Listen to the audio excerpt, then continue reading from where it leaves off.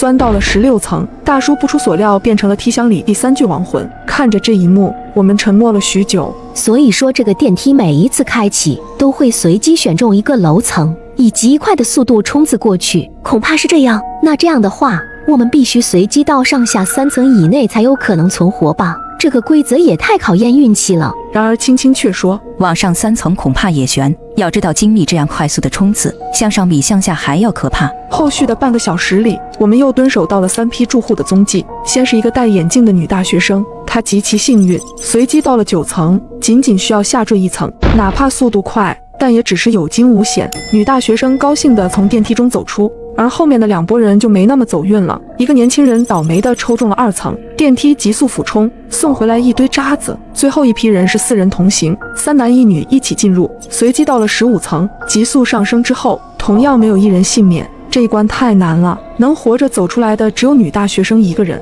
正在我陷入沉思时，轻轻的声音突然打断了我。去电梯。我和小美都有些莫名，怎么了？先进去再说，不要被人抢先了。就这样，我们一头雾水地进了梯箱，看着电梯门慢慢关闭，显示器上的数字开始跳跃。几秒之后，数字终于定格，它停留在了8，随后便开始下降。极快的速度让我体会到前所未有的失重感。不过好在仅只有2层高，对我们并没有造成致命的重创。回到10层后，我惊魂未定地走出电梯，忍不住向青青发问：你怎么知道这一次是安全楼层的？青青解释道：电梯的关键就在于7这个数字。7，没错，就是7。这些楼层数字看似随机，其实每一次都是在上一次的基础上下降7层。第一次那对情侣的3层是初始楼层的10层下降7层，而我们如果把每次下降到底层都是做1轮循环，重新从20层开始，那么第3层下降7层就是第2位大叔的16层，第16层下降7层就是第3个女生的9层，